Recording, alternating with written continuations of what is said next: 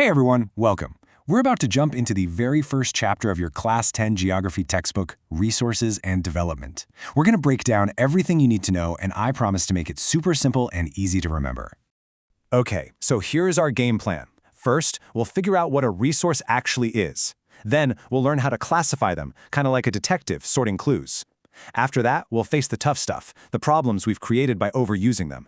But don't worry, we'll also look at the solution, sustainable development. And finally, we'll see how all of this applies to our own country, India. All right, first things first. Let's tackle the most fundamental question in the whole chapter. It sounds easy, but the answer will totally change how you look at the world. Exactly. I mean, just think about it for a second. There's water in a river, rocks in the ground, sunlight hitting the earth. But what makes any of that stuff valuable? What's the secret ingredient that transforms it from just stuff into a useful resource? So here's the official definition from your textbook, and you're definitely going to want to remember this.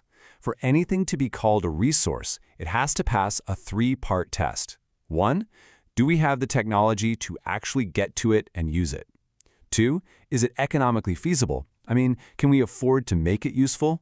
And 3, is it culturally acceptable? Does our society approve of using it? Now, this is a super common mistake. It's easy to look at a forest or a river and think, hey, nature just gave us this for free. But it's not quite that simple. And here it is, maybe the most important idea in this entire chapter. Nature provides the raw material? Absolutely.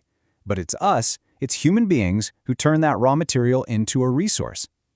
Without our brains, our skills, and our technology, a piece of iron ore is just a rock. We are the ones who give it value. This diagram from your book shows that idea perfectly. See? Human beings are right in the center. We use technology to interact with the physical environment. That's nature. And to make all this happen smoothly and to speed up development, we build institutions like our government or companies. It's this three-way relationship, this triangle, that makes everything work. Okay, so we know what a resource is. Now let's figure out how to organize them. Think of it like creating a mental map.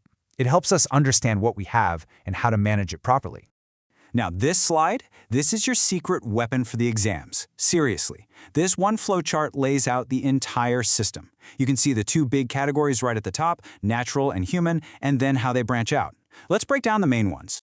First, we can sort them by where they come from. Biotic resources are all the living things. Plants, animals, fish, bio, like in biology. And abiotic resources are the non-living things, like rocks, minerals, and water. Pretty simple, right? Living versus non-living. Next up, we can group them based on how long they'll last. We call this exhaustibility.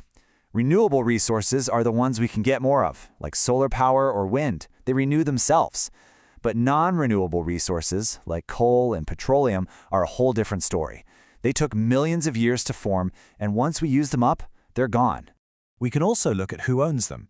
Some are individual, that's your house or your family's car. Then you've got community-owned resources, things everyone in a place can use, like a public park or a village pond. Then things get bigger. National resources belong to the whole country, like our railways and minerals. And finally, some resources are so vast they're considered international, like the open ocean beyond our borders. All right, so we know what resources are and how to sort them, but this brings us to a really serious topic. What happens when we use them recklessly, without any planning at all? This careless overuse has created three huge problems. First, we're depleting resources just to satisfy the greed of a few people. Second, this has led to resources getting accumulated in just a few hands, creating a massive gap between the rich and the poor. And third, and this is the really scary one, it's led to global disasters like climate change, widespread pollution, and the ruin of our land. Okay, that sounds pretty bad, I know. But there is a solution. The world has started waking up to the fact that we need a better plan, a smarter way forward. And it's all built around one single powerful idea. And that big idea is sustainable development. You absolutely have to know this definition. It's actually really simple.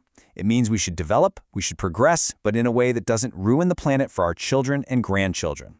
We meet our own needs without stealing from their future. A major turning point for this was the Rio de Janeiro Earth Summit, way back in 1992. It was a huge deal. Leaders from across the globe came together and agreed on a plan of action called Agenda 21. It was basically a global checklist for making the world a more sustainable place. So, let's take this big global idea and bring it right back home. How does a massive, incredibly diverse country like India even start to plan its resource use? Well, for India, planning isn't just a good idea, it's absolutely essential.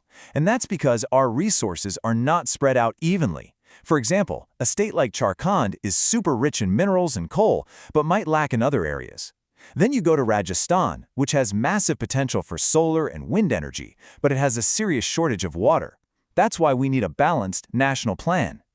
And India has a system for this. It's basically a three-step process. Step 1 is identification. Find out what we have and where. That means surveying, mapping, making a big list. Step 2 is planning. Create a framework with the right technology and institutions to manage everything. And step 3, which is super important, is matching, making sure our resource plan fits with our bigger national development goals. So, as we wrap things up, the main message is pretty clear, isn't it? Our survival, the future of our planet. These things aren't just going to happen by chance. They really depend on the choices and the plans we make right now. And this isn't just a job for the government. It really comes down to every single one of us. So the final question I want to leave you with is this: how will you contribute? In your own life, what small change can you make to use our precious resources more wisely? Think about it.